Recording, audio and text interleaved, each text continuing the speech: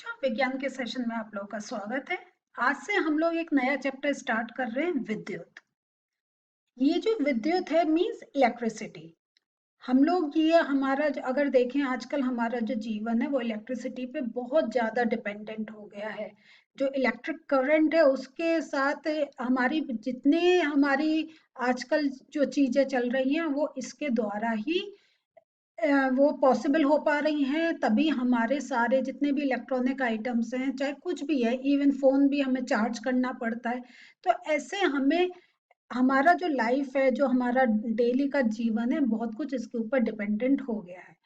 तो अब जरूरत ये है कि हमें भी समझना चाहिए कि एक्चुअल ये क्या चीज है, इससे क्या क्या होता है, कैसे होता है, ये सब हमें समझने की जरूरत है।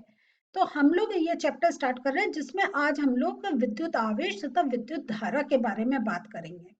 तो जैसा आप जानते हैं कि हर चैप्टर को हम कुछ सेशंस में डिवाइड करते हैं, तो इसमें भी हमारे 11 सेशंस होंगे इस चैप्टर से रिलेटेड, जिसमें हम छोटे छोटे टॉपिक्स लेंगे, उनको समझेंगे, जैसे हमें पूरा चैप्टर बहुत अच्छी तरीके से समझ में आ जाए। तो आज हम लोग स्टार्ट करते हैं विद्युत आवेश तथा विद्युत धारा के साथ। ये विद्युत आवेश, विद्युत धारा, इसका क्या अर्थ है? तो अगर हम एक चीज देखें, जैसा मैंने कहा था कि हमारी लाइफ आज बहुत ज्यादा डिपेंडेंट हो गई है इलेक्ट्रिक करंट के ऊपर। अगर हम बात करें कि अगर इलेक्ट्रिसिटी नहीं है, अगर हमारे पास वो पावर नहीं है, सोचिए अगर जब लाइट चली जाती है क्या होता है? लाइफ जैसे रुक गई, कोई काम नहीं हो पाता है ना? दिन है तो चलो सूर्य की जो हमें रोशनी मिल रही है उसके साथ काम हो जाते हैं, लेकिन और कितने काम रुक जाते हैं, जरा सोचिए आप। बहुत काम रुक जाते हैं। ठीक है। सो अभी वो हमारा नहीं है कंसर्न कौन कौन से काम रुकते हैं और हम क्या कर सकते हैं, वो नहीं है। हमें ये है कि ये जो इलेक्ट्रिसिटी है, तो हमें ये कब प्रोसेस कैसे चलता है। तो हम ये देख रहे हैं कि जैसे हमें किसी भी कार्य करने में, अगर जैसे हमने शरीर का भी देखा कि जब हमारा बॉडी जब काम करता है उसे एक ऊर्जा की आवश्यकता होती है, जो हमने डाइजेशन और रेस्पिरेशन में जब हमने ये चैप्टर्स करे थे तब समझा था। तो इसी प्रकार विद्युत भी एक प्रकार की ऊर्जा है, और जिसका नियंत्रण तथा उपयोग जीवन को एक बेहतर बनाने में, एक इजी कंफर्टेबल लाइफ बनाने में के लिए किया जाता है। अगर आप लोगों ने पहले के अपने पूरे जो हमारे अगर हम अपने पेरेंट्स की या अपने ग्रैंड पेरेंट्स की बात करें, तब हम लोग ये सुनते हैं कि वो लालटेन जलाते थे रात, जब सूर्य ढल जाता था, अंधेरा हो जाता था, तो कैसे मोमबत्ती लालटेन जलाते थे, करते थे। आजकल अभी भी कुछ गांवों में ये प्रॉब्लम है जो है, लेकिन और जनरेटर बन गए हैं हमारे, और इन्वर्टर बन गए हैं, जिससे हम वो ऊर्जा लेने लग जाते हैं। तो हमने ये आर्टिफिशियल वे में जो एक हमारे पास सप्लाई आ रही है उसका एक हमने ऑप्शन ले लिया है। लेकिन ये सब ऑप्शन क्यों लिया? क्योंकि हमारी दिनचर्या उस इलेक्ट्रिक करंट पर डिपेंडेंट है। तो और वो जो हमने अभी बात कर रहे हैं कि वो बेहतर बनाने के लिए, वो फिर उसकी ऐसी आदत होती है कि उसके बिना हमारा रहना एक बहुत कठिन हो जाता है। अब जैसे हम विद्युत आवेश, जिसको हम इलेक्ट्रिक चार्ज भी कहते हैं, तो आवेश क्या हुआ? चार्ज। इसका जो प्रवाह, ये जो एक फ्लो होता है, उसको हम उसका जो इलेक्ट्रिक चार्ज का जो फ्लो है उसे हम कहते हैं इलेक्ट्रिक करंट। तो जो अभी हमने कहा कि करंट, तो आप जैसे कहते हैं बत्ती चली गई, लेकिन आप अगर ऑफिसेस में देखेंगे या इंडिया से बाहर देखेंगे तो उसमें होता है there is no current. Current नहीं, करंट मीन्स नहीं, इलेक्ट्रिसिटी नहीं। तो ये देखिए, मीनिंग सेम है लेकिन हम अलग अलग टर्म्स यूज करके वो अपनी बात को बोलते हैं। तो जो यहाँ पे कहा जाता है करंट मीन्स क्या है? जो एक इलेक्ट्रिक चार्ज जो फ्लो हो रहा है, जिसके कारण करंट चल रहा है, करंट है, तो वो जो एक विद्युत धारा बन रही है। तो ये है कि इलेक्ट्रिक चार्ज जब फ्लो हो रहा है तो एक विद्युत धारा बन रही है। इसको अभी हम और ज्यादा समझेंगे। तो इसका किसने ये जो इलेक्ट्रिक चार्ज ऐसे फ्लो होना चाहिए, इलेक्ट्रिक करंट बनेगा, ये सब किसने पता करा? ये विलियम गिलबर्ट ने 1600 ईसा पूर्व के, इन्होंने विद्युत के बारे में अध्ययन किया था। और एक लैटिन शब्द था इलेक्ट्रिकस। द्वारा इसे परिभाषित किया था। तो जैसे आपने ये देखा, आप जब भी कोई अपने साइंटिफिक किसी कॉन्सेप्ट की हिस्ट्री में जाएंगे तो आप लैटिन, ग्रीक, इनके जो अगर जो वर्ड्स हम लोग उनसे रिलेटेड बोल रहे हैं, जो टर्मिनोलॉजी यूज कर रहे हैं, तो ये लैटिन या ग्रीक वर्ड्स है, जिसका या तो इजी वे में उसको थोड़ा सा प्रोनाउंसिएशन चेंज कर दिया, या उसको फिर इंग्लिश का मीनिंग निकाल के वैसे हमने बोलना शुरू करा, और फिर इंग्लिश से हिंदी का भी हम लोगों ने देखना स्टार्ट करा। तो लैटिन शब्द इलेक्ट्रिकस से लिया था, द्वारा इसको परिभाषित किया था, और इन्होंने ये इलेक्ट्रिकस को अंबर से लिया था।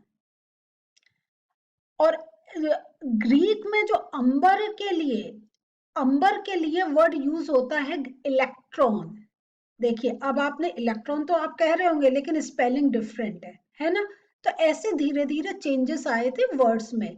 तो ये इलेक्ट्रॉन शब्द का उपयोग होता है, और इलेक्ट्रिक शब्द से ही अंग्रेजी का शब्द इलेक्ट्रिक या इलेक्ट्रिसिटी बना।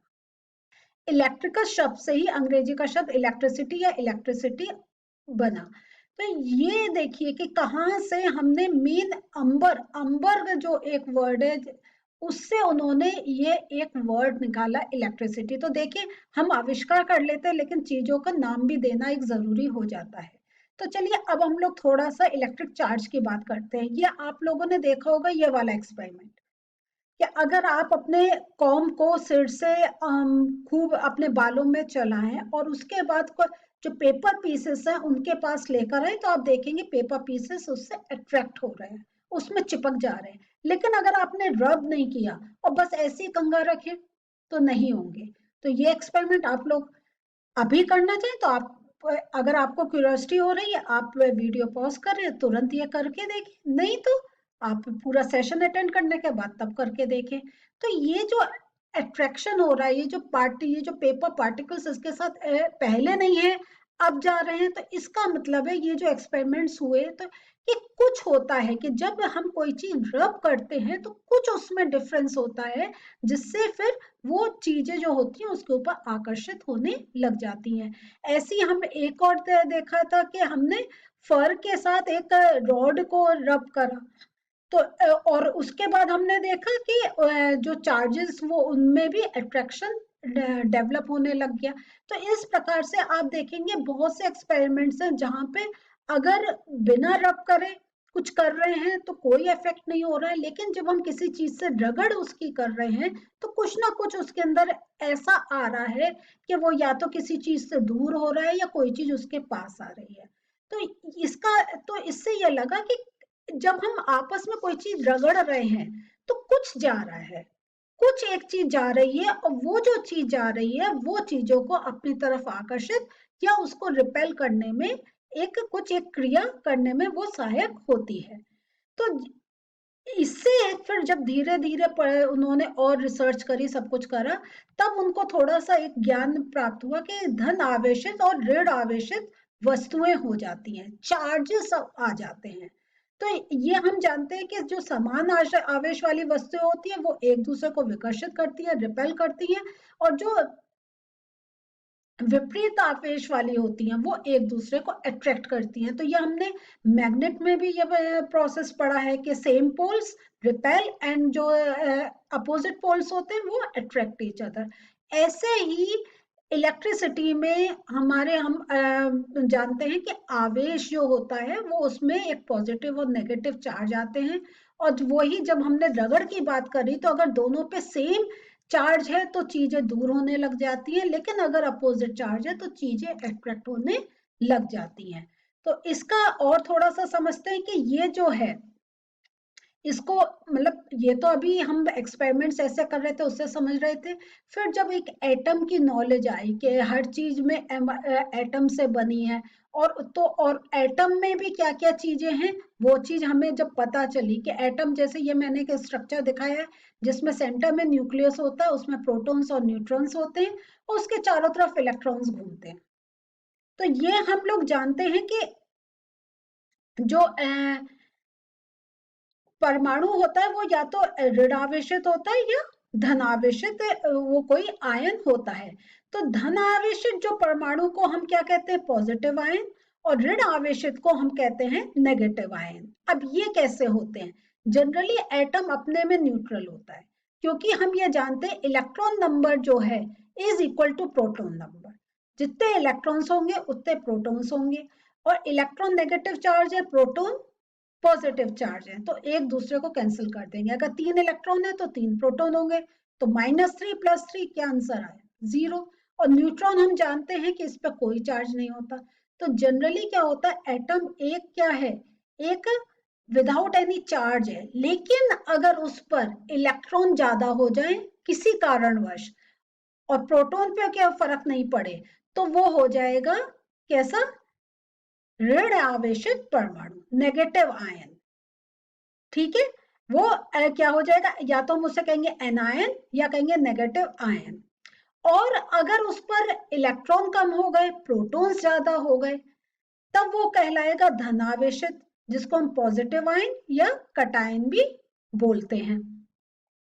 अब यहाँ पे आप ये चीज देखिए, तो जब हम कोई चीज रगड़ते हैं आपस में, तब क्या होता है, या तो इलेक्ट्रॉन्स चले जाते हैं उसमें से, तो वो क्या हो जाता है, पॉजिटिव आयन हो जाता है, और या उसको इलेक्ट्रॉन्स मिल जाते हैं तो वो नेगेटिव आयन बन जाता है। तो इस प्रकार से कोई भी जो आपका एटम है वो पॉजिटिव या नेगेटिव हो जाता है। तो जब हम इनकी बात कर रहे हैं तो उसके हम थोड़े से बात करते हैं कि जो आवेश की बात कर रहे हैं, तो इससे रिलेटेड आप कुछ टर्म्स नए नए सीखेंगे, उनको समझ लीजिए कि जो एसआई यूनिट ऑफ चार्ज होती है, आवेश का जो एसआई मात्रक होता है, उसको हम कहते हैं कूलम, और इसको सी से रिप्रेजेंट करते हैं। जो अभी हमने प्रोटॉन देखा था, इस पर आवेश होता है 1.6 इंटू 10⁻⁻19 कूलम, और इलेक्ट्रॉन का भी सेम होता है, लेकिन नेगेटिव, क्योंकि इलेक्ट्रॉन नेगेटिव चार्ज है, तो इसलिए -1.6 इंटू 10⁻⁻19 कूलम। तो देखिए कूलम, जब हम चार्ज की बात करते हैं, आवेश की बात करते हैं, तो हमारी यूनिट हो जाती है कूलम।